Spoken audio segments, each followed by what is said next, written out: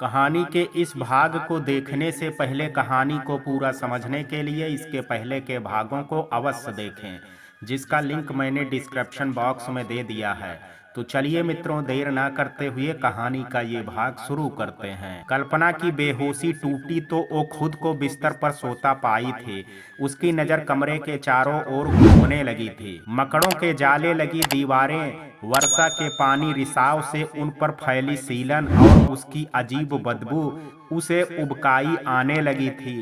वो उठ बैठी थी। अरे तुम उठ गई, चलो अब तुम फ्रेश हो जाओ और उठ करके नाश्ता कर लो। अभी तो मैं ये पूड़ी सब्जी बाजार से ले आया हूँ, पर खाना तुम खुद बना लेना।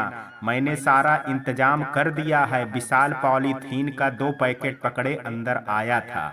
कल्पना की नजर उसके मैले से शर्ट पर पड़ गई थी। उसने बंगले से आते समय ही इसे पहना था और अभी भी उसी कपड़े में घूम रहा था। कल्पू, उठो ना, मुझे बहुत भूख लगी है। तुम मुंह हाथ धो करके आओ, मैं थाली में निकालता हूँ। वो बड़े प्यार से उसका हाथ खींच करके बोला था। मुझे भूख नहीं है, आपको भूख लगी है, आप खा लीजिए। वो मुंह फेर करके फिर से लेट गई थी। विशाल कुछ देर तो रुका रहा, फिर उठ करके बाहर चला गया। कल्पू, मैं हॉस्पिटल जा रहा हूँ, घर अंदर से बंद कर लेना। और हाँ, तुम्हारे लिए नाश्ता रखा है, शाम में खाना बना करके रखना, साथ में खाएंगे।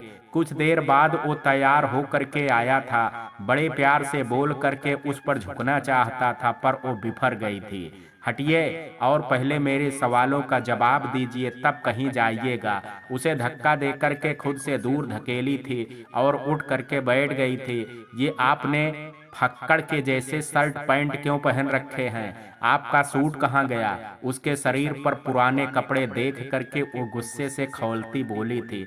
हमारे बंगले में क्या हुआ जो हम इस टूटे फूटे घर में रह रहे हैं? और कितने दिन मुझे इस बदबूदार घर में रहना होगा? मेरा दम घुटने लगा है, मैं यहाँ नहीं रह सकती। कल्पू, कल्पू, मुझे लेट हो रहा है, मैं शाम में आ करके सारी बात बताऊंगा, अभी मुझे जाने दो। वो अपना हाथ उसकी पकड़ से छुड़ाता बाहर भागा था। वो गुस्से से बलखा करके रह गई थी। विशाल के जाने के बहुत देर बाद वो उठी और बाहर आई थी। 2 कमरे, एक किचन और एक बाथरूम था। ये घर बहुत पुराना था और शहर से बहुत दूर पर था। वो नहा करके नाश्ता कर ली थी और फिर सो गई थी। शाम में दरवाजे पर होती दस्तक से उसकी नींद टूटी थी। वो उठी और दरवाजा खोल करके खड़ी हो गई थी। कल्पू, कैसी हो? आज तो तुम खूब सोई, अच्छा है, हम सारी रात प्यार करेंगे। उसे अपनी बाहों में घेरता विशाल खुशी से बोला था, पर कल्पना ने उसे धक्का दिया और अंदर आ गई। कल्पू, खाना बना लो, तब बात करेंगे। उसकी नाराजगी भरे तेवर देख करके वो बोला और कपड़े बदलने दूसरे कमरे में चला गया था। वो पैर पटकती किचन की तरफ बढ़ गई थी। ये क्या है कल्पू? उसके कच्चे जले टेढ़े से रोटी को हाथों में उठा करके वो गहरे दुख से बोला था। रोटी है, खाना है तो खाइए वरना फेंक दीजिए, गुस्से से कहती खाने लगी थी। आखू, पहला कौर मुंह में डालते ही वो बाहर भागा था और निवाला फेंक करके आया था। कल्पू, ये कैसी सब्जी बनाई है? तुमने नमक का सारा पैकेट ही डाल दिया है क्या? आदमी दिन भर काम करके थक करके आए और भरपेट खाए भी नहीं, थोड़ा तो ख्याल करती मेरा। उसने नाराज हो करके कहा और बिना खाए बिस्तर पर जा करके लेट गया। मुझे खाना बनाना नहीं आता, घर में माँ ही सारा खाना बनाती थी। वो सर झुकाए बोली और खुद भी खाए बिना आ करके बगल में पड़े स्टूल पर बैठ गई थी। विशाल का दिल उसके सुंदर मुखड़े को उदास देख करके अपनी भूख भूलने लगा था। वो मुस्कुरा करके प्यार से बोला, अच्छा छोड़ो, यहाँ मेरे पास आ करके बैठो ना। ये सब छोड़िए, पहले आप मेरे सवालों का जवाब दीजिए। ये कौन सी जगह है और हम यहाँ क्यों आए हैं? मेरा सर दर्द से फट जाएगा, प्लीज पहले बता दीजिए, फिर मैं आपके पास आ करके बैठूंगी। जिद्दी तो वो थी ही, अब अपना जवाब पाने पर अड़ गई थी। विशाल कुछ देर चुप रहा था, फिर लंबी सांस ले करके बोला, कल्पू, ये घर हमारा है और अब तुम्हें यहीं रहना होगा। पर हमारा तो बंगला है ना? वो चिहुक उठी थी। मेरी पूरी बात सुन लो, वो बंगला हमारे डॉक्टर साहब का था। जो 10 दिनों के लिए लंदन घूमने गए थे, वो बहुत अच्छे हैं और मेरी शादी की बात सुने तो सबसे बोल दिए कि मेरी शादी वहीं से होगी। आज वो सब आने वाले थे तो मुझे वापस अपने घर आना पड़ा। कल्पू, मैं कोई डॉक्टर नहीं हूँ, मैं तो एक कंपाउंडर हूँ। मैंने शादी से पहले ही राजन चाचा को बोला था कि वो तुम्हारे पापा को सब सच बता दें, पर उन्होंने मेरी बात नहीं मानी और झूठ बोल करके मेरी शादी तुमसे करा दी। उसने सर झुका करके रिश्ता कराने वाले चाचा का नाम लिया था। क्या? नहीं, ये झूठ बोल रहे हैं ना आप? प्लीज बोलिए ना, आप झूठ बोल रहे हैं। आप तो डॉक्टर हैं ना, वो बंगला हमारा है। वो आ करके उसका हाथ पकड़े रोती बोलने लगी थी। विशाल ने उसे बाहों में भर लिया था। कल्पू, मैं झूठ नहीं बोल रहा हूँ, यही सच है। इसे जितनी जल्दी मान लोगी अच्छा रहेगा। मैं ये सच शादी की रात ही तुम्हें बताना चाहता था, पर तुम्हारी खुशी तोड़ने में अच्छा नहीं लगा। अब तुम मेरी पत्नी हो तो सच बताना ही था ना, वो प्रेम से बोला था, पर वो जोर जोर से रोने लगी थी। नहीं नहीं, नहीं रह सकती मैं एक कंपाउंडर के साथ। मेरे सपने, मेरी खुशियां नहीं पूरे कर सकते तुमने धोखा दिया है मुझे, मेरे सारे सपनों को चूर चूर करके रख दिया है। कल्पो, तुम जो कहोगी मैं सब पूरा करूंगा। मैं अपने डॉक्टर साहब से कह करके एक कमरा उसी बंगले में मांग लूंगा। तुम्हारे सारे सपने मैं पूरा करूंगा। मैं बहुत प्यार करता हूँ तुमसे, प्लीज रो मत। वो दुख से उसके आंसू पोंछ करके बोला था। नहीं रहना मुझे उस बंगले में नौकरों की तरह। क्या तुम मेरे लिए वैसा ही बंगला बना सकते हो? क्या डॉक्टर बन सकते हो? मैं किसी से कैसे कहूंगी कि तुम डॉक्टर नहीं कंपाउंडर हो? वो उठ करके खड़ी हो गई और गुस्से से चीख रही थी। ये लो, रखो अपने नकली सोने के मंगलसूत्र, नकली गहने और नकली चांदी का रिश्ता। वो सब कुछ नोच करके उसके सामने फेंक दी। अपना सिंदूर दुपट्टे से रगड़ करके पोंछ दी और घर के बाहर चल पड़ी थी। विशाल की नजर घड़ी पर गई थी। रात के 9:30 बजने जा रहे थे। वो उठ करके तेजी से उसे रोकने भागा था। काफी समझाने के बाद वो रास्ते से लौट आई थी।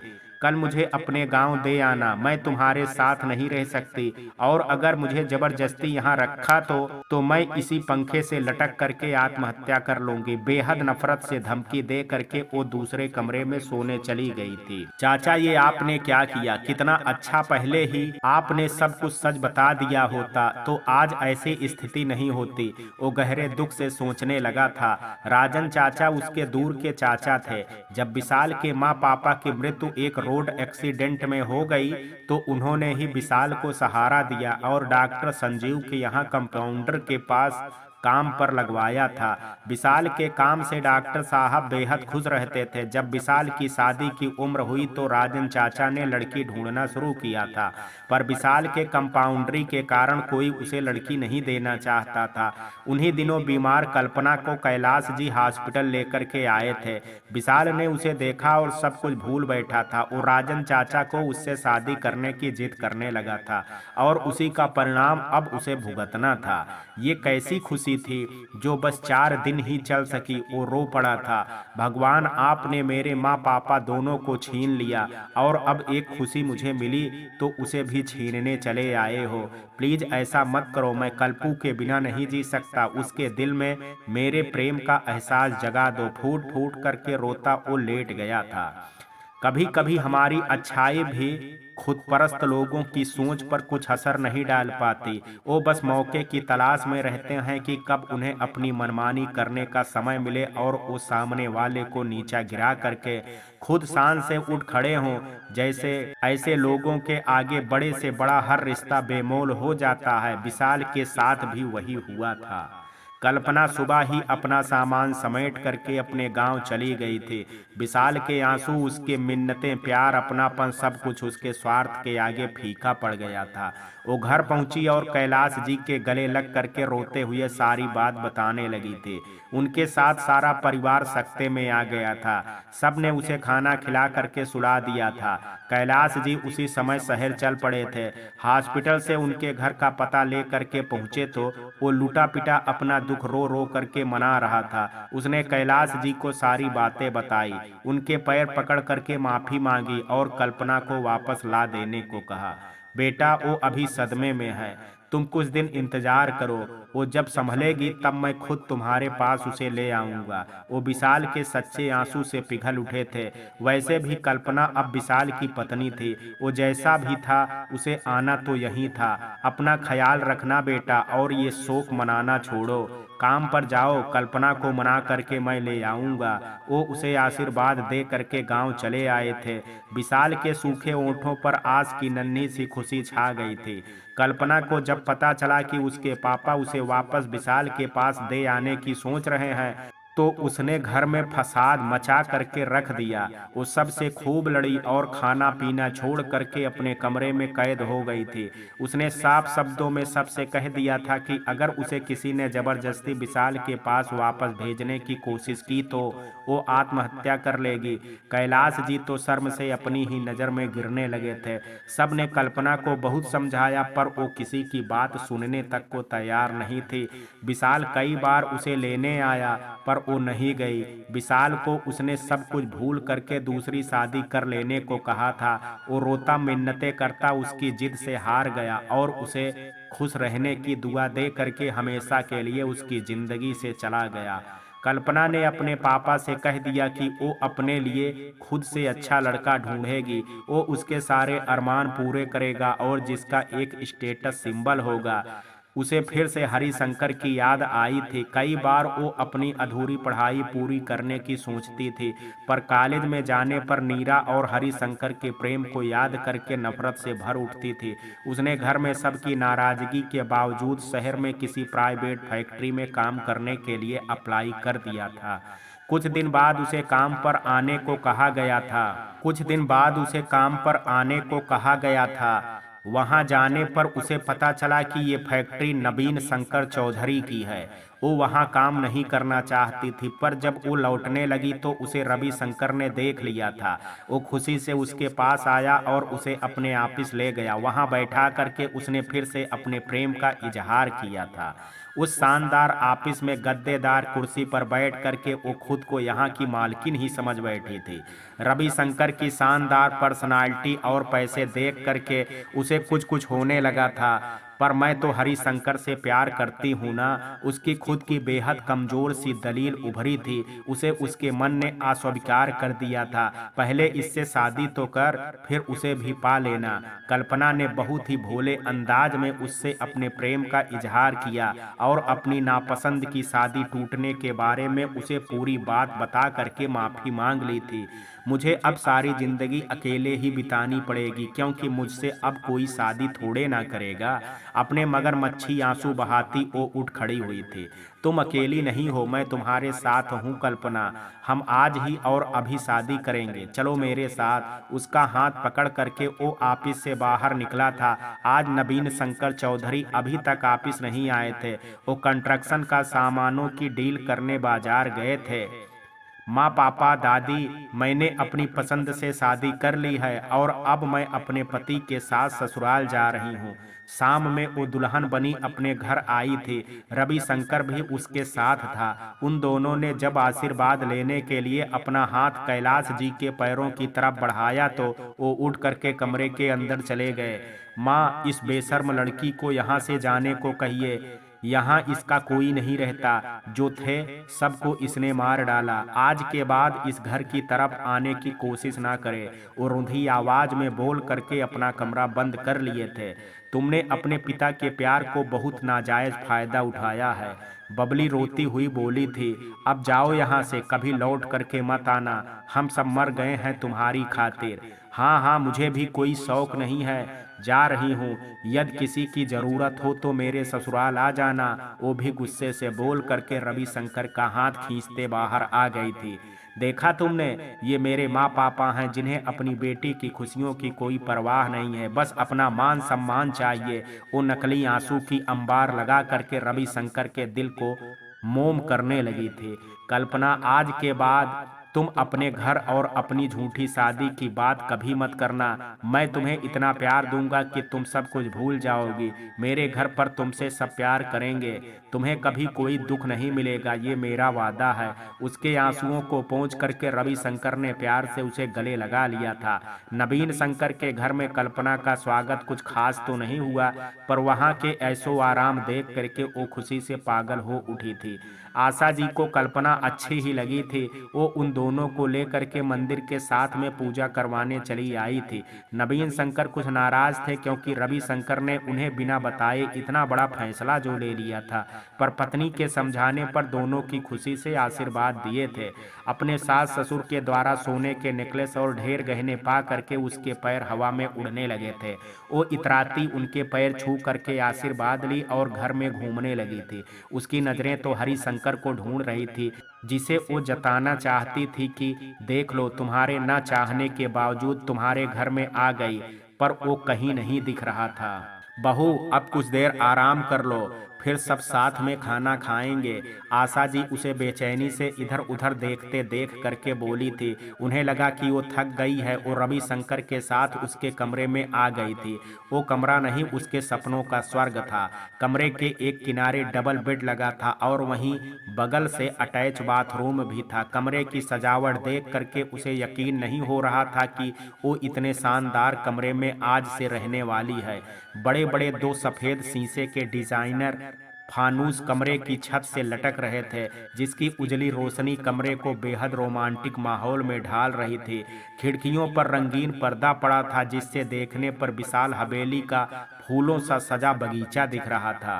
कल्पना, आज तक ये कमरा बस सजा हुआ था, पर आज तुम्हारे आने से खिल उठा है।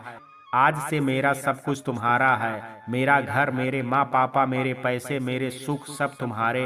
बस अपना दुख मुझे दे देना, क्योंकि आज के बाद मैं तुम्हारी इन खूबसूरत आंखों में एक भी आंसू नहीं देखना चाहता।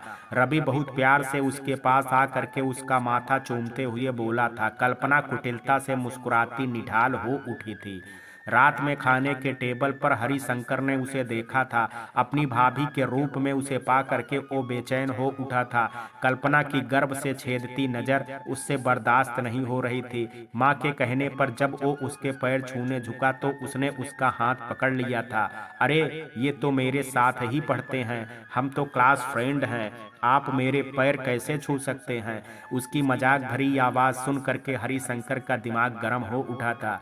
कल्पना उसके हाथ को पकड़े धीरे से दबाने लगी थी, जिसे उसने गुस्से से खींच लिया था। उस रात वो खाना भी ठीक से नहीं खा पाया था।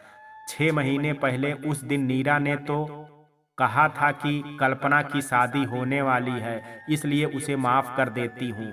अगर उसकी शादी हो गई थी तो ये मेरे भैया से शादी कैसे कर सकती है? अपने कमरे में बहुत बेचैनी से चक्कर लगाते हुए वो सोच रहा था। रविशंकर ने किसी को कल्पना की पहली शादी होने की बात नहीं बताई थी। कमरे में आते ही रविशंकर ने उसे अपनी बाहों में भर लिया और डायमंड का नाजुक सा हार उसके गले में पहना दिया था। मेरे प्यार की पहली निशानी, इसे हमेशा अपने गले में पहने रखना। वो तो अपनी चाहत को अपनी बाहों में पा करके बेहद खुश था, मगर कल्पना का दिमाग में कुछ और ही चल रहा था। वो इस वक्त थी तो रविशंकर की बाहों में, पर उसके नयन ख्वाब हरिशंकर को देख रहे थे। वो आगे जा करके क्या करने वाली थी, कम से कम उस रात तो चौधरी खानदान के किसी सदस्य को पता नहीं था। आने वाले कल में सब के लिए कुछ तो होने वाला था, जिससे आज सब बेखबर थे। इंसान हर कष्ट झेल लेता है, मगर अपने बच्चों द्वारा दिया चोट सहन नहीं कर पाता। कल्पना के शादी कर लेने के फैसले ने कैलाश जी को अंदर ही अंदर घुन की तरह खाना शुरू कर दिया था। महीना जाते जाते वो चल बसे थे। घर के सारे सदस्य अचानक हुए हादसे से टूट गए थे। उनकी दोनों बेटियां अपने पतियों के साथ आई और सारा क्रियाकर्म करवाई थी, पर कल्पना नहीं आई। जो आदमी संदेश लेकर के उसकी ससुराल गया था, उसी के हाथों उसने लिख करके भेज दिया था, तुम लोगों ने ही मुझे मरा मान लिया था ना, तो मरे लोग वापस नहीं आते। अगर पैसों की कमी हो तो मांग लेना, पर मेरे आने की उम्मीद मत करना। उसकी 2 लाइन लिखी चिट्ठी को पढ़ करके उसके घर में किसी को यकीन नहीं हो रहा था। जो पिता अपनी बेटी के लिए हर जगह छांव बन करके खड़ा रहता था, आज उनके अंतिम विदाई पर वो उन्हें देखने तक नहीं आई थी। रविशंकर ने उसे ले जाने की बहुत कोशिश की, पर वो अपना कसम दे करके उसे चुप करा दी और अपने सास ससुर को कोई बात पता नहीं चला। कैलाश जी को गुजरे 2 महीने से ऊपर हो गए थे। घर का कमाने वाला चला गया था। उन सब की बहुत बुरी स्थिति होने लगी थी, पर कैलाश जी ने जरूर कुछ मोती कमाए होंगे। इसी से उनके दोनों दामाद कम पैसे की नौकरी करते हुए भी उनकी देखभाल का पूरा भार उठा रहे थे। दोनों बहनों ने एक एक भाई को अपने साथ रख लिया और हर महीने आकर के घर में राशन वगैरह रख देते थे। बबली और उसकी सास को बेटी जमाई से मदद लेना अच्छा नहीं लग रहा था। बबली अपनी शादी से पहले सिलाई कढ़ाई करना जानते थे, इसलिए बबली ने अपने कुछ गहने बेच करके एक सिलाई मशीन खरीद ली और अगल बगल वालों के कपड़े सीने लगी। इस बात का पता जब दोनों जबाई को चला तो वो दौड़े आए थे। माँ, आप हमारे रहते काम करेंगी, ये बात ठीक नहीं है। आप प्लीज ये सिलाई करना छोड़ दीजिए, आपको जो चाहिए हम लोग पूरा करेंगे। बड़े जवाई ने नाराज होकर के कहा था। छोटा भी मुंह फुलाए वहीं बैठा था। बबली ने सास की तरफ मदद भरी नजरों से देखा था। बेटा, आप दोनों की कमाई भी सीमित है, आपको अपना परिवार भी देखना है। फिर आप दोनों ने मेरे दोनों पोतों को अपने पास रख ही लिया है, उसके ऊपर भी आपका खर्च होता है। अब अगर बहू के काम से हम दोनों का खर्चा चल रहा है तो आप दोनों कृपा करके इसे ये करने दीजिए। आप लोग बस हमारे दोनों पोतों को अच्छे से पढ़ा लिखा करके अपना जैसा इंसान बना दीजिए, यही हमारे लिए बहुत खुशी की बात होगी। दादी भीगे स्वर में गुजारिश करते हुए बोली थी। दादी के समझाने पर दोनों जवाई चुप हो गए थे। वो लोग मुसीबत के समय में उन्हें बताने को बोल करके घर आ गए थे। बबली के सिलाई करने से धीरे धीरे घर में पैसा आने लगा था। अब सास बहू के खर्चे के अलावे कुछ बचते भी होने लगी थी, जिसे बबली हर महीने बैंक में रख दिया करती थी। कल्पना की जितनी ज्यादा चाहत पैसों के प्रति थी, रविशंकर के घर आकर के उससे दोगुनी मिली थी। वो खुश थी और अपने दोनों हाथों से रविशंकर के धन को पानी की तरह खुद के ऊपर खर्च कर रही थी। चौधरी खानदान में सब काम ढंग से ही चल रहा था। कल्पना के आने से सब खुश थे, सिवाय हरिशंकर के। वो हर वक्त कल्पना की नजरों से बचा बचा रहता था। कल्पना सबके सामने तो उसे देवर जी कह करके बुलाती थी, पर जब वो अकेला होता तो वो कभी चाय या कभी कुछ देने के बहाने उसके कमरे में चली जाती और उसे परेशान किया करती थी। आशा जी और नवीन जी ने भी उसे पूरी छूट दे दी थी। वो हर सप्ताह घूमने जाती थी और खूब सारा सामान खरीदा करती थी। उसने अपने सास ससुर को झूठा प्यार दिखा करके अपनी तरफ कर लिया था। रविशंकर भी खुश ही था, पर उसकी जिद वाली तबीयत से वह कभी कभी उलझ जाता था। उस दिन भी शाम में आशा जी बाजार गई थी। रविशंकर और नवीन जी ऑफिस से घर नहीं आए थे।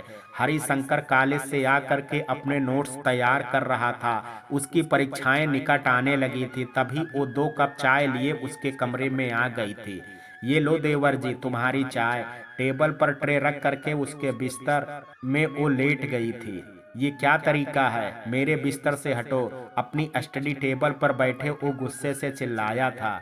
कुर्सी है ना, यहाँ आकर के बैठो। और तुमसे किसने कहा था कि ये मेरे लिए चाय लेकर के आओ? मैंने कितनी बार तुमसे कहा है कि मुझसे दूर रहो, फिर क्यों मेरे कमरे में मुंह उठाए चली आती हो? तुम इस घर में आई, ये इस घर का दुर्भाग्य है।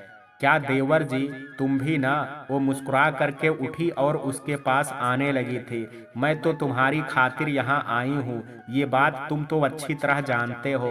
तुम मेरी बात मान क्यों नहीं जाते हो? एक बार मुझे अपनी बाहों में भर करके तो देखो। वो नीरा तुम्हारे ख्यालों से दूर ना चली जाए तो कहना। उसके गले से अपने दोनों हाथ लिपटाए वो अपना चेहरा उसके गालों पर रखने लगी थी। दूर रहो मुझसे, उसे धक्का मार करके वो उठ खड़ा हुआ था। कल्पना नीचे जा गिरी थी। उसके ओंठ गुस्से से कांपने लगे थे, पर वो उठ करके खड़ी हो गई थी और गुस्से से हरिशंकर को घूरने लगी थी। मैंने तुम जैसी घटिया इरादों वाली लड़की आज तक कभी नहीं देखी। तुम्हारी तो शादी हो गई थी ना, फिर तुमने मेरे भैया से शादी कैसे कर ली?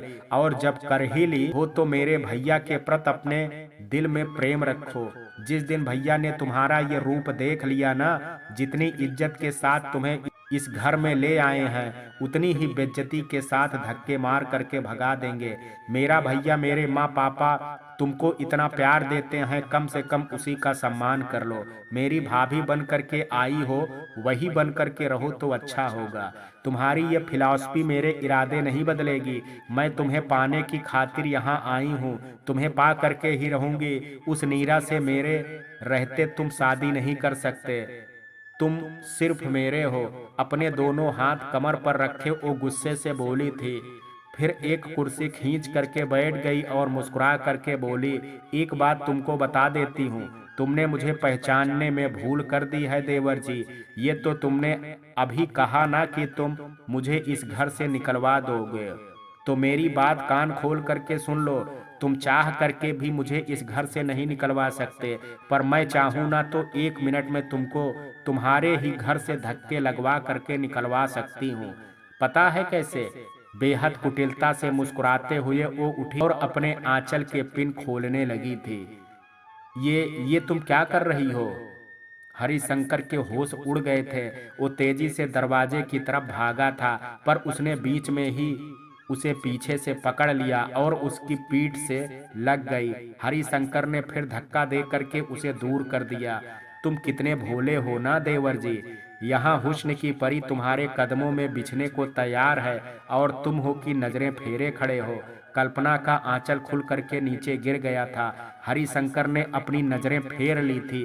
वो मुस्कुराती अदा से अपना पल संभाल करके कमर में बांध ली थी।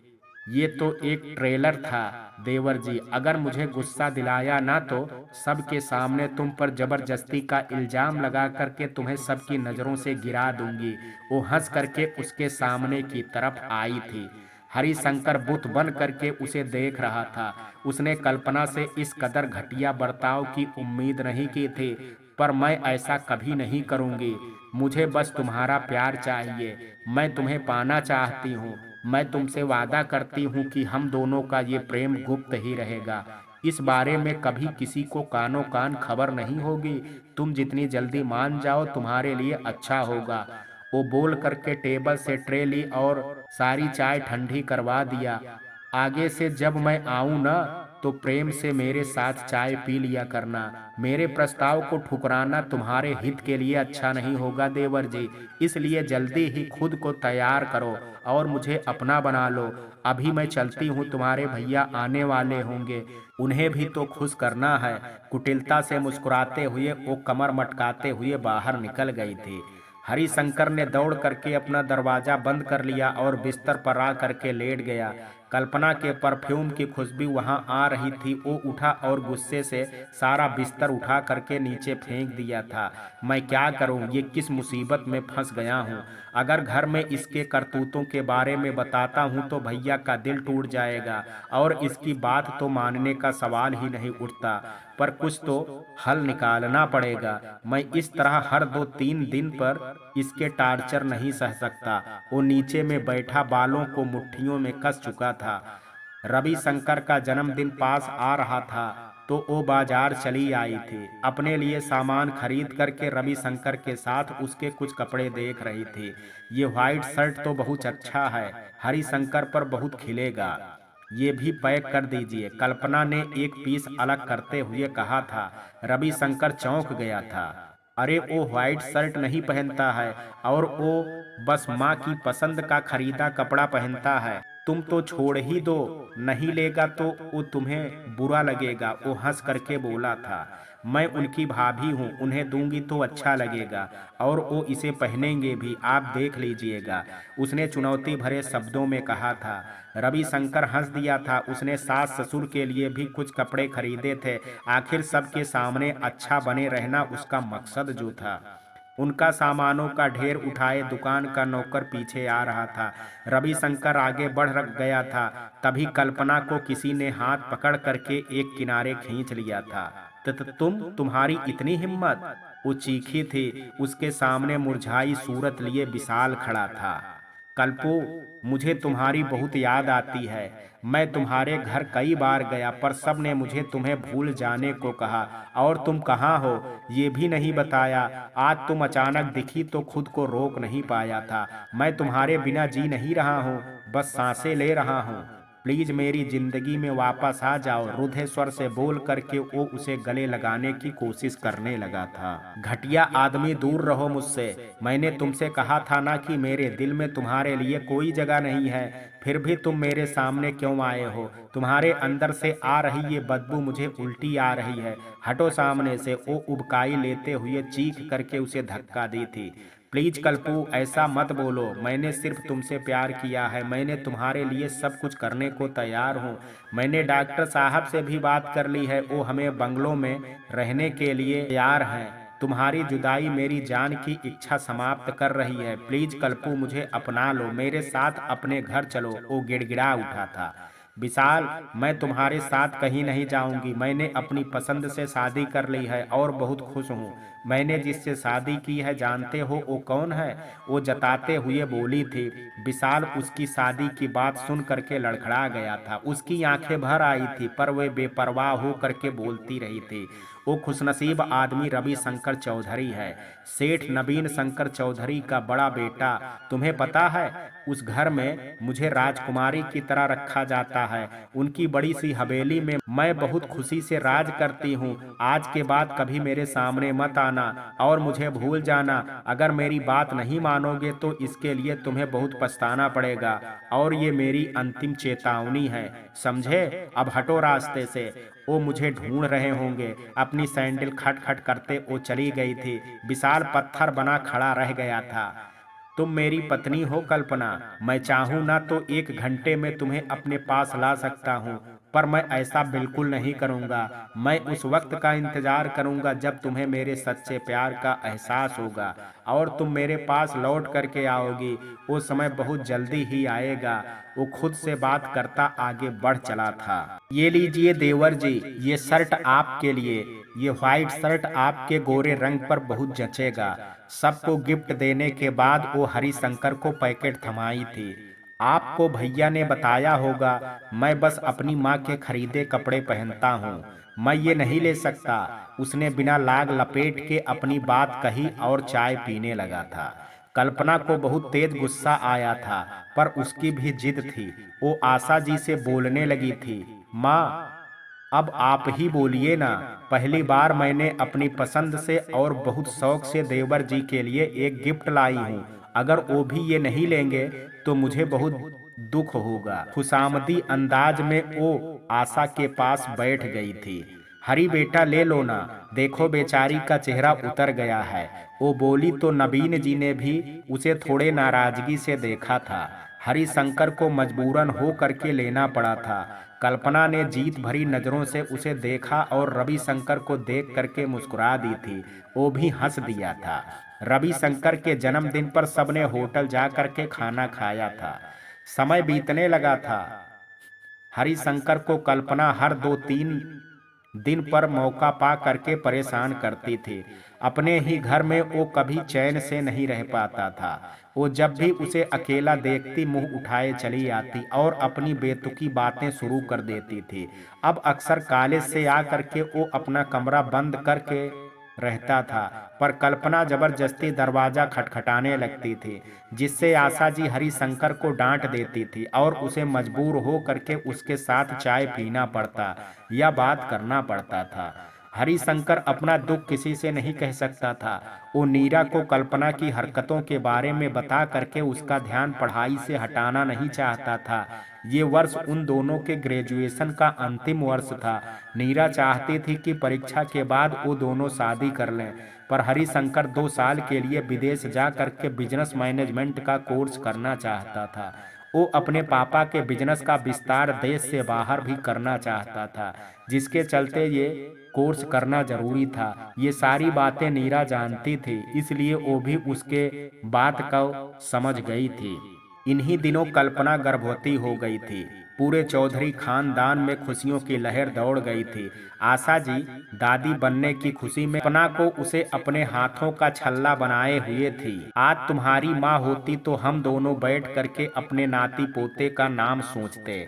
आशा जी उसे दूध पिलाते हुए बोली तो वो दूध उसके गले में अटक गया और वो खांसने लगी।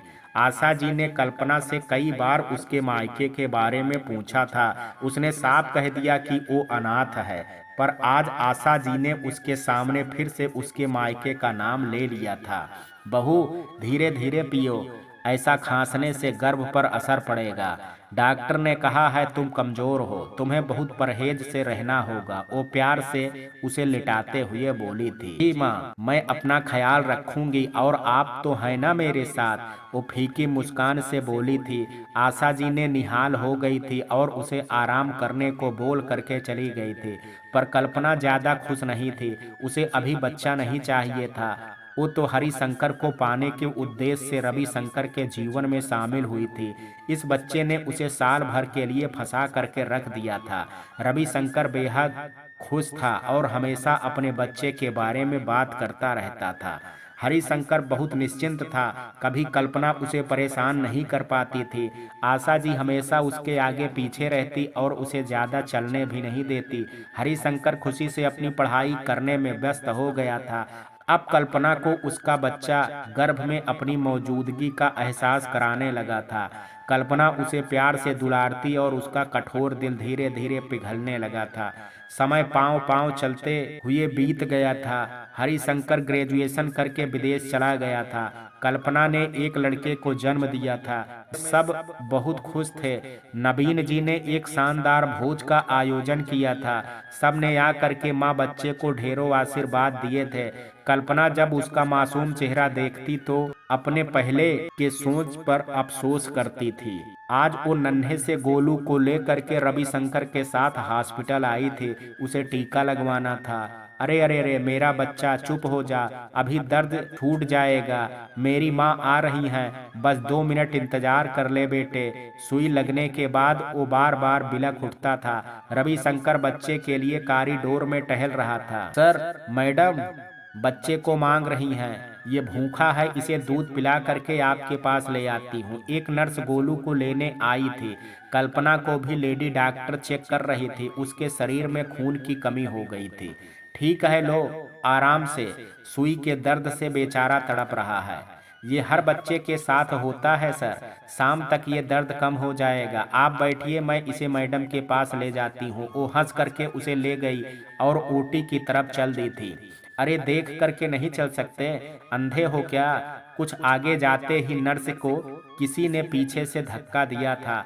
वो चिल्लाई और बच्चे को संभालती जोर से सांसें लेने लगी थी। आज इसे कुछ हो जाता तो, इसे कुछ हो जाए इसलिए तो तुझे धक्का दिया था।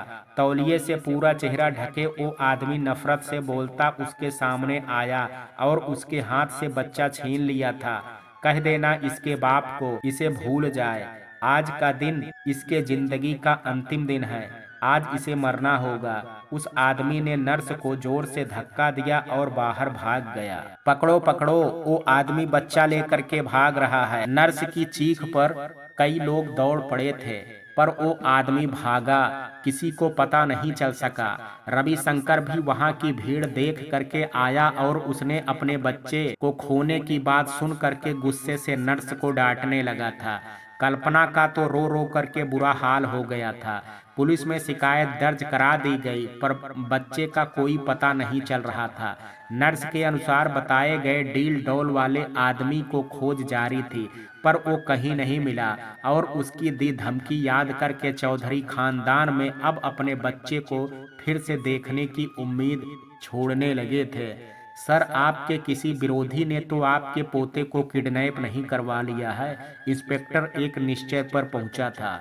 मेरी तो किसी से कोई दुश्मनी नहीं है इंस्पेक्टर, अगर कोई हो तो मैं नहीं जानता। आप कृपा करके मेरे पोते को ढूंढ लाइए।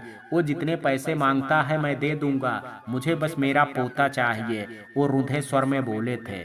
पैसों की बात नहीं है सर, मैं अपनी पूरी कोशिश करूंगा, आप निश्चिंत रहिए, इंस्पेक्टर बोल करके चला गया था। घर में सबका बुरा हाल था। नवीन जी और आशा जी तो हंसना भूल गए थे। कल्पना हर समय अपने बच्चे को याद करती और खूब रोती। रविशंकर उसे खुश करने की बहुत कोशिश करता, पर वो कुछ सुनती नहीं थी। ऊपर से उसे ही दोष देती कि उसी के कारण बच्चा चोरी हो गया। बेचारा रवि अपने बच्चे के खोने का अपराधी बन करके बहुत घुटन महसूस करने लगा था। वो कुछ दिनों से नशा करने लगा था और अपने बच्चे के दुख को भुलाने की कोशिश करने लगा था। कल्पना उसके नशे की लत से परेशान हो गई थी और अब उससे बहुत दूर रहती थी। उस रात रविशंकर दुखी होकर के नशे में चूर उसके पास आया था। वो अपने दुख को कल्पना के प्यार से भुलाना चाहता था, पर उसके नशे में झूमते रविशंकर को दुत्कार दिया और एक बार फिर से बच्चे के खोने का जिम्मेदार बताया उसे। तुम्हें मेरी बात समझ में नहीं आती है क्या? गोलू रो रहा था और तुमने ही तो उसे नर्स को भेजा था ना उसे लाने को, फिर इसमें मैं कैसे दोषी हो गया? वो भड़कता बोला था। आपको भी उसके साथ आना चाहिए था। अपने 3 महीने के बच्चे को कौन अकेला छोड़ करके निश्चिंत हो जाता है? अगर आप साथ होते तो वो किडनैपर हमारे बच्चे को नहीं ले जा पाता। अब हमारे बच्चे को भूल करके आप नशे में मस्त हो करके मजे करने आए हैं। वो गुस्से से चिल्ला करके बोली और तकिए में मुंह छुपा करके रोने लगी थी। मैं ही जिम्मेदार हूं ना, तो फिर ठीक है, मैं आज खुद अपने बच्चे को ढूंढ करके लाऊंगा, वो भी चिल्ला करके बोला था। अब जब तक मैं अपने गोलू को नहीं ले आता घर नहीं आऊंगा। अपने कपड़े पहन करके वो चाबी उठाए बाहर निकल गया था। सुनिए, रुकिए, अभी बहुत रात हो गई है, रुक जाइए, कल जाइएगा।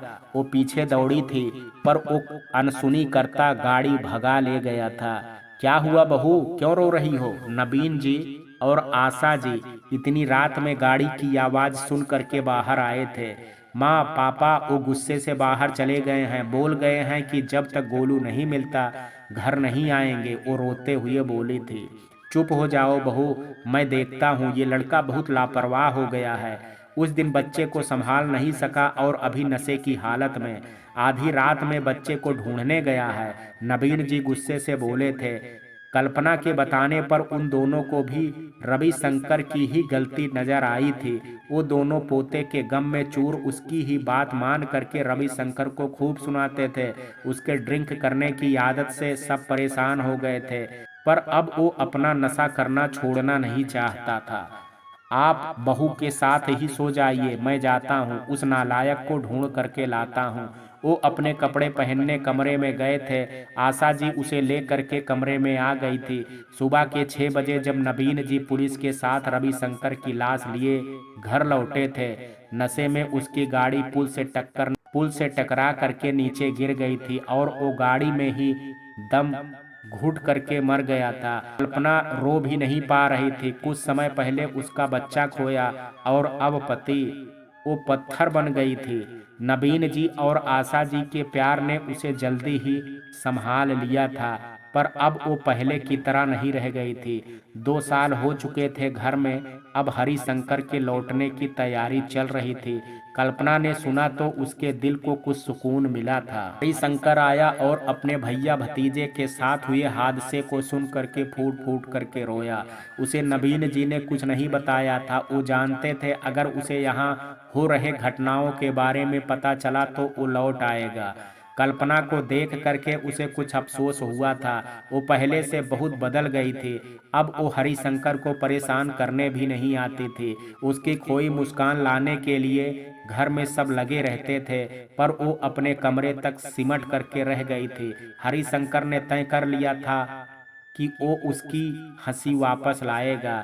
उसने पापा को वापिस पूरी तरह संभाल लिया और उन्हें घर पर आराम करने को कहा। जवान बेटे की मौत ने उन्हें तोड़ दिया था, पर हरिशंकर के आने के बाद वो कुछ हंसने लगे थे। अब हरिशंकर ऑफिस से आकर के कल्पना से बात करता और उसे हंसाने की कोशिश करता। नीरा बेहद खुश थी। हरिशंकर के आने से उसकी आंखें अपने शादी के सपने देखने लगी थी। उसने अपने घर में सबको बता दिया था और सब तैयार थे, पर हरिशंकर कुछ दिन चाहता था। वो अपने घर का माहौल पूरी तरह नॉर्मल होने का इंतजार कर रहा था। हरिशंकर की मेहनत रंग लाई थी। कल्पना धीरे धीरे अपने गम से बाहर आने लगी थी। उसकी मुस्कान वापस लौटी तो नवीन जी ने भी खुशी की सांस ली थी। रविशंकर की हर कमी हरिशंकर पूरी कर रहा था। उनकी आंखों को कल्पना और हरिशंकर को साथ हंसते बोलते देख करके बहुत अच्छा लगा था और उन्होंने उसी रात आशा जी से बात की थी। हमने अपने बेटे और पोते को खो दिया, पर अब अपनी बहू को नहीं खो सकते। हरिशंकर और कल्पना एक दूसरे के साथ बेहद खुश रहते हैं।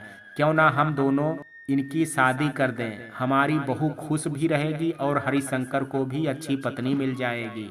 आशा जी ने ऐसा तो सोचा ही नहीं था, पर पति के कहने पर उसकी सोच भी उनकी बात मानने को तैयार हो गई थी। आपने तो बिल्कुल सही सोचा है। मैं कल ही कल्पना से बात करती हूँ। माँ चाय लीजिए। वो वहाँ चाय लिए आ पहुँची थी। वो जा तो रही थी, पर अपनी शादी की बात हरिशंकर से सुन करके नौकरानी के हाथ से ट्रे ले करके खुद अंदर चली आई थी। ये लीजिए, हमारी बहू तो खुद यहाँ आ गई। अब मैं ही पूछ लेता हूँ, नवीन जी मुस्कुरा करके बोले थे। कौन सी बात पूछनी है पापा? वो अनजान बनते हुए बोली थी। बहू, हम दोनों को स्वार्थी मत समझना, पर हम लोग तुझे और उदास नहीं देख सकते। तुम अभी इतनी छोटी हो, हमें तुम्हारी दूसरी शादी तो करनी ही पड़ती, पर हम दोनों तुझे अपने घर से नहीं जाने देना चाहते। आशा जी बोल करके चुप सी हो गई थी। बहू, तुम मेरे हरिशंकर की दुल्हन बनोगी, हमें अच्छा लगेगा। अगर तुम हमारी बात मान लोगी तो देखो, तुम पर कोई दबाव नहीं है, पर रवि के जाने के बाद तुम हमारी बहू नहीं बेटी बन गई हो, तो हम तुझे दूसरे घर नहीं भेजना चाहते। अगर तुम्हें मंजूर हो तो हम हरिशंकर से बात करेंगे। वो कुछ धीरे से बोले थे। कल्पना ने उन दोनों को अपने हाथों से चाय पकड़ाई थी। उसके मन में तो मोतीचूर के लड्डू फूटने लगे थे, पर अपनी खुशी छुपाते हुए वो बोली, माँ पापा, मैं खुद भी आप दोनों को छोड़ करके कहीं नहीं जाऊंगी। आप ही मेरे माँ पापा हैं। आप मेरे लिए जो फैसला लीजिएगा सही होगा। मुझे आप दोनों का हर फैसला मंजूर है। मैं देवर जी से शादी करने को तैयार हूँ। और वो दौड़ करके बाहर भाग गई थी। शर्मा गई। देखा कितनी भोली है बेचारी, हम दोनों से कितना प्यार करती है। अगर हमारी अपनी बेटी होती तो बिल्कुल इसी की तरह होती ना। नवीन जी हंस करके बोले तो वो भी हाँ में सर हिला करके हंस दी थी। दूसरे दिन नाश्ते के समय नवीन जी ने हरिशंकर को अपना फैसला बताया था। वो तो खांसते खांसते बेहाल हो गया था। अरे ठीक से खाओ बेटा, ये लो पानी पी लो। आशा जी गिलास बढ़ाई थी। वो थोड़ा सा खा करके उड़ गया था। ऑफिस जाने से पहले वो कल्पना के कमरे में आया था। कल्पना, तुम्हें पता है माँ पापा क्या सोच रहे हैं? अब वो उसे नाम से ही बुलाता था। वो बहुत दुखी था। आज तक उसने कभी भी अपने पापा की बात को नहीं टाला था। हाँ, वो हम दोनों की शादी कराना चाहते हैं। वो शर्मा करके अपने पल्लू से खेलने लगी थी। पर तुम्हें पता है ना, मैं नीरा से प्यार करता हूँ। वो इतने दिनों से मेरे लिए इंतजार कर रही है। मैं तुम्हें हंसता देखना चाहता था, इसलिए कुछ दिन रुका रहा। अब पापा को अपनी पसंद बताने वाला ही था कि वो ये बात सोचने लगे हैं। कहीं ये बात तुमने ही तो उन दोनों के दिमाग में नहीं भरा है? उसे शंका हुई थी। नहीं, उन्होंने खुद ये फैसला लिया है और कल रात मुझसे खुद ही पूछा था। पर आप ऐसे क्यों बोल रहे हैं? आपको तो इस शादी से खुशी होनी चाहिए। आप अपने भैया की विधवा पत्नी को सहारा देंगे तो उनकी आत्मा को भी शांति मिलेगी। वो तुनक करके बोली थी। कल्पना, मैं और नीरा तुम्हारा बहुत ख्याल रखेंगे, पर प्लीज तुम खुद इस शादी से इनकार कर दो। वो उसके पास बैठ करके हाथ जोड़े बोला था। मैं तुम्हारी इज्जत करता हूँ, पर प्यार मैं नीरा से ही करता हूँ। तुम हमेशा मेरी दोस्त बन करके रहना, पर मैं तुमसे शादी नहीं कर सकता, तुम्हें अपनी पत्नी नहीं बना सकता, मैं कुछ नहीं कर सकती देवर जी। आपके लिए अच्छा होगा कि उस नीरा को भूल जाइए और मेरे साथ शादी करके घर में सबको खुश रहने दीजिए। वो गुस्से से बोल करके बाहर निकल गई थी। हरिशंकर के दोस्ताना व्यवहार को उसने प्रेम समझ लिया था। उसे लगा कि वो नीरा को छोड़ चुका है और अब उससे खुशी से शादी कर लेगा। पर आज लगभग 3 सालों बाद नीरा का नाम वापस उसके मुंह से सुन करके उसकी नफरत जाग उठी। हरिशंकर ऑफिस में पूरे दिन सोच में डूबा रहा। कल वो अपने पापा को पहली बार किसी बात के लिए मना कर आया था, पर उसके पापा ने उसकी बात को ठुकरा दिया और अपने फैसलों को सही बता करके जल्दी ही उसकी शादी का दिन निकलवाना शुरू कर दिया था। उसने माँ को भी मनाया, पर वो भी अपने पति का साथ दे रही थी और कल्पना तो उसकी सुनती तक नहीं थी। वो तो उसके कमरे को अपने हिसाब से सजाने में व्यस्त हो गई थी। आखिर शादी के बाद उसे इसी कमरे में जो आना था। आज वो ऑफिस में बैठा एक ठोस निर्णय ले करके नीरा के घर चला आया था। उसने नीरा के पापा से कुछ बातें की और नीरा को ले करके मंदिर चला आया था। माँ पापा, मैंने नीरा से शादी कर ली है और ये अब आपकी छोटी बहू है। वो दोनों दूल्हा दुल्हन के लिबास में घर में प्रवेश किए थे। नवीन जी और आशा जी सदमे से हरिशंकर को देख रहे थे और कल्पना ऊपर वाले हिस्से से उसे चिंगारी भरी नजरों से देख रही थी। नवीन जी और आशा जी गुस्से से उठ करके अपने कमरे में बंद हो गए थे। हरिशंकर की नज़र ऊपर के फ्लोर पर खड़ी कल्पना पर गई थी। वो चिंगारी भरी नज़रों से उन दोनों को घूर रही थी। आओ नीरा, हमारे घर में तुम्हारा स्वागत है, हरिशंकर ने खुद ही उसे कहा और उसका हाथ पकड़ करके आगे बढ़ने लगा। ठहरो, कल्पना की जोरदार आवाज से उनके बढ़ते कदम रुक गए थे। नई दुल्हन बिना आरती किए गृह प्रवेश नहीं करती है। वो जहरीली मुस्कान से नीचे आने लगी थी। रघु काका, आरती की थाल लाइए।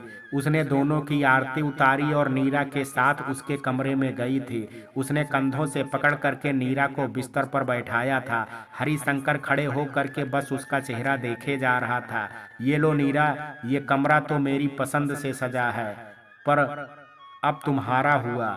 मेरा होने वाला पति भी तुम्हारा हुआ और मेरी हर खुशियां तुम्हारी हुई।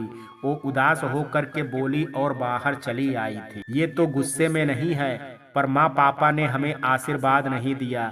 क्या हमारे जीवन की शुरुआत उनके आशीर्वाद के बिना ही शुरू होगी? नीरा उलझ गई थी। तुम चिंता मत करो नीरा, कल सुबह देखना माँ पापा खुश भी होंगे और तुम्हें आशीर्वाद भी देंगे।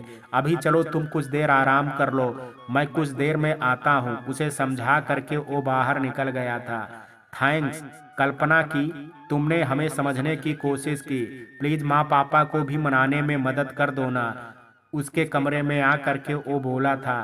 कुर्सी पर बैठी कल्पना गुस्से से भर करके उसके सामने आ करके खड़ी हो गई थी।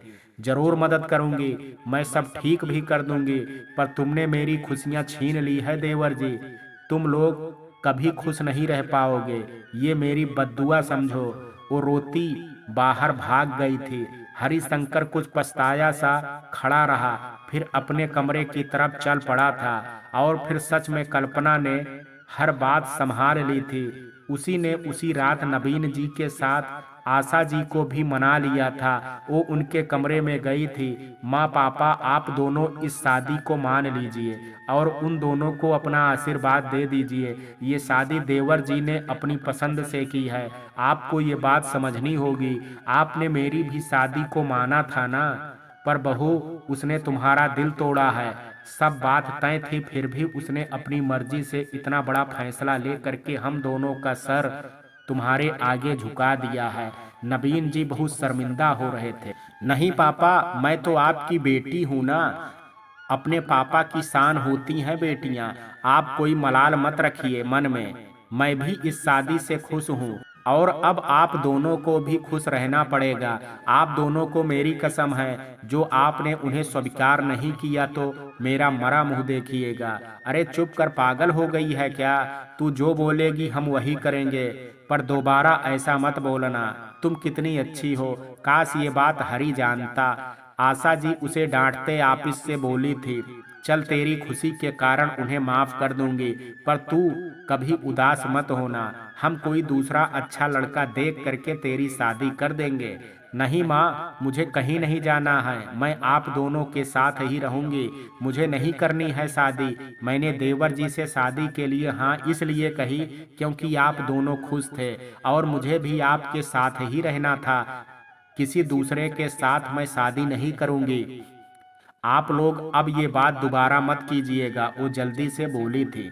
ठीक है बहू, पर तुझे कोई पसंद आ जाए या तेरी इच्छा हो शादी करने की तो हमें जरूर बताना, नवीन जी ने खुले मन से कहा था। वो हाँ में सर हिला दी थी। दूसरी सुबह ही नीरा को उन दोनों का आशीर्वाद मिल गया था। कल्पना ने भी नीरा से अपने कॉलेज के समय में किए गए गलती के लिए माफी मांग ली थी। हरिशंकर को भी उसने माफ कर दिया था। सब खुश थे।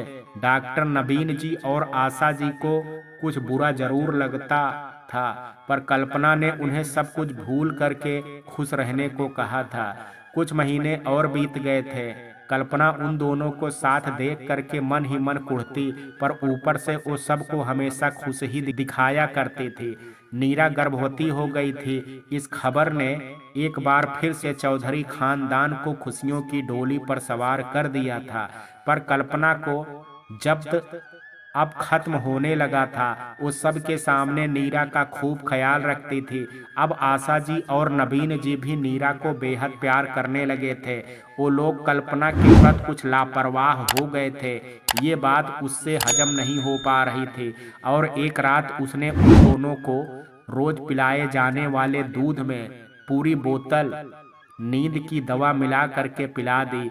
फिर वो दोनों उस रात हमेशा के लिए गहरी नींद में सो गए थे। हरिशंकर बिखर करके रह गया था, पर नीरा और कल्पना को संभालने के कारण खुद के दुख को बर्दाश्त कर उन्हें संभालने लगा था। कल्पना ने हरिशंकर को नीरा के प्रति बिल्कुल निश्चिंत रहने को कहा और उसकी देखभाल की सारी जिम्मेदारी अपने सर ले ली थी। कुछ महीने बीते तो नीरा के प्रसव का अंतिम महीना आ गया था, जहां उसे बेहद सावधान रहना था। उस शाम सब हाल में बैठे नाश्ता कर रहे थे। नीरा को वॉशरूम जाना था तो उठ करके ऊपर जाने लगी। 4 सीढ़ियां चढ़ते ही उसके पैर फिसले और वो गिर करके नीचे आने लगी। नीरा वो दोनों दौड़े थे, पर वो गिर करके बेहोश हो चुकी थी। खून से लथपथ नीरा को वो दोनों हॉस्पिटल लेकर के भागे थे। डॉक्टरों ने अगला ऑपरेशन किया और बच्चे को सकुशल हरिशंकर के हाथों में दे दिया। कल्पना ने उस बच्चे को अपने हाथों में लिया और सीने से लगा लिया था। उसे अपने गोलू की याद आ गई थी। 4 घंटे की कोशिशों के बावजूद नीरा को बचाया नहीं जा सका था और वो अपने बच्चे को देखे बिना इस दुनिया से चली गई। हरिशंकर अब की बार टूट करके बिखर गया था। उसने खुद को कमरे में बंद कर लिया था। कल्पना ने अकेले ही बच्चे और नीरा के क्रियाकर्म की व्यवस्था की थी। उसने बच्चे की कसम दे करके हरिशंकर से नीरा की अंतिम विदाई करवाई थी। नीरा के जाने के बाद हरिशंकर हंसना भूल गया था। वो जब भी अपने बेटे को गोद में लेता उसे नीरा की याद आती थी। कल्पना ने बच्चे को पूरी तरह से संभाल लिया था। अब बच्चा 6 महीने का हो गया था। वो कुछ कुछ बोलने लगा था। उस शाम हरिशंकर जब ऑफिस से आया तो वो सीधे कल्पना के कमरे में चला गया था। मेरे बच्चे, तेरी माँ ने मुझ पर तुम्हारी जिम्मेदारी छोड़ दी है। मैं तो तुझे पूरी जिंदगी संभाल सकती हूँ, पर लोग मुझे अब इस घर में रहने नहीं देना चाहते। वो सब मुझे गलत औरत बोलते हैं। छोटे से बच्चे को कल्पना आंसू भरे नैनों से देखते हुए बोल रही थी। कल को तेरे पापा ने मुझे इस घर से निकाल दिया तो तुमको कौन संभालेगा? हरिशंकर दरवाजे से उसकी बातें सुन करके अंदर घुसा था। किसने तुम्हें गलत कहा है? उसका नाम बताओ, मैं उसकी जुबान खींच लूंगा। अरे देवर जी, आप आइए, मुन्ना आपको ही याद कर रहा था। ये लीजिए इसको अपनी गोद में, मैं जरा किचन में देख लेती हूँ। कल्पना, मैंने जो पूछा उसका जवाब दो। कौन आया था? किसने तुम्हें गलत बोला है? उसके आगे हाथ फैलाता वो गुस्से से बोला था। कल्पना ने सर झुका लिया और अपने आंसू बहाने लगी। आज मुन्ने को देखने कुछ और औरतें आई थी। जब मैं उनके लिए चाय लेने गई तो वो लोग बोल रहे थे पति, बच्चा, सास ससुर और अब देवरानी भी मर गई, तो फिर ये किस रिश्ते से इस घर में रह रही है? जरूर ये गलत है और कुछ गलत सोच रही है। उसकी सिसकी तेज हो गई थी। मुझे देख करके वो सब चुप हो गए और बिना चाय नाश्ते के उठ करके चली गई। तुम लोगों की बातों पर मत जाओ, उनका काम ही होता है दूसरों की बुराई करना। नहीं देवर जी, मैंने सब कुछ भूल करके अपनी जिंदगी में आगे बढ़ना शुरू किया था, पर अब लगता है ये घर छोड़ करके जाना होगा। आखिर मैं अब किसके सहारे यहाँ रहूंगी? लोग हजारों सवाल उठाए, उससे पहले मुझे जाना होगा। वो हिचकी लेते हुए रो रही। तुम कहीं नहीं जाओगी, मैं करूंगा तुम्हारी हिफाजत। मैं तुम्हें अपनी पत्नी बनाऊंगा। हम कल ही शादी करेंगे। अब तुम रोना बंद करो और चलो खाना लगवाओ, मुझे बहुत जोरों की भूख लगी है। देवर जी, आप जल्दबाजी में कुछ गलत फैसला मत लीजिए, मैं खुद को संभाल सकती हूँ। कल्पना, ये फैसला सोच करके ही लिया है मैंने। मुझे और मुन्ने को तुम्हारी जरूरत है। मैं तुमसे दिल से शादी करने के लिए तैयार हूँ। उसका हाथ पकड़ करके वो आहिस्ता से बोला था।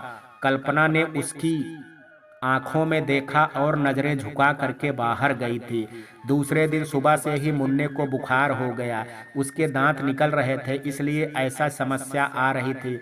हरिशंकर ने कल्पना को तैयार होने को कहा और दवा लेने बाजार चला गया था। भाई साहब, ये दवा दीजिए। उसने पर्ची काउंटर पर रखे थे।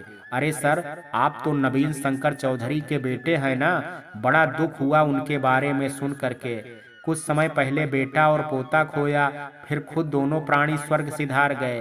बड़ा बुरा हुआ। वो अपनी ही हाँके जा रहा था। अरे सर, आपकी भाभी जो हैं, उन्हें अब नींद होती है ना अच्छे से? हरिशंकर चौंक गया था। मैं आपकी बात नहीं समझा। अरे सर, आपकी भाभी ने ही मुझसे जिद करके नींद वाली दवा की पूरी बोतल खरीदी थी। वो चौधरी जी की दवा लेने आई थी और अपने नींद नहीं आने की शिकायत करने लगी थी। फिर मुझसे नींद की दवा मांगने लगी थी, तो मैंने 4 टेबलेट दे दी, पर उन्होंने जिद करके पूरी बोतल खरीदी थी। दवा तो पूरे महीने चली होगी। अगर उनके लिए भी चाहिए तो ले जाइए। वो रैक से दवा की बोतल निकाल करके उसके सामने रख दिया था। हरिशंकर सोच में गुम हुआ। वो बोतल भी खरीद लिया और घर आ गया। वो सीढ़ियों पर चलता उस दिन को याद करने लगा जब नीरा फिसली थी। सीढ़ियों पर कोई फिसलन नहीं थी। उसने खुद को कई बार फिसला करके देख लिया, पर वो नहीं फिसला। कुछ सोच करके उसने एक नौकर को तेल ले करके आने को कहा था। ये लीजिए मालिक। एक नौकर कटोरी में तेल लिए आया था। हरिशंकर ने उस तेल को सीढ़ियों पर डाल दिया और अब उस पर अपना पैर रखे फिसलाने की कोशिश की। मालिक, नौकर ने उसे थाम करके नीचे से उठाया था। तेल पर वो फिसल करके धम्म से नीचे जा गिरा था। मालकिन, मालकिन, मालिक गिर गए हैं, नौकर चिल्लाने लगा था। देवर जी, कल्पना ऊपर से दौड़ी आई थी। लाल साड़ी में वो पूरी तरह से दुल्हन बनी तैयार थी। उनकी शादी मंदिर में होनी थी, इसलिए घर में कोई सजावट नहीं की गई थी। आपको ज्यादा चोट तो नहीं आई ना? उसके पैर को सहलाते हुए कल्पना बोली थी। सोफे पर बैठा हरिशंकर उसके सुंदर चेहरे को देख करके नफरत से भर उठा था। उसकी मिलाई सभी कड़ियां आपस में जुड़ने लगी थी। मैं ठीक हूँ कल्पना, ये लो नींद की दवा तुम्हारे लिए लाया हूँ।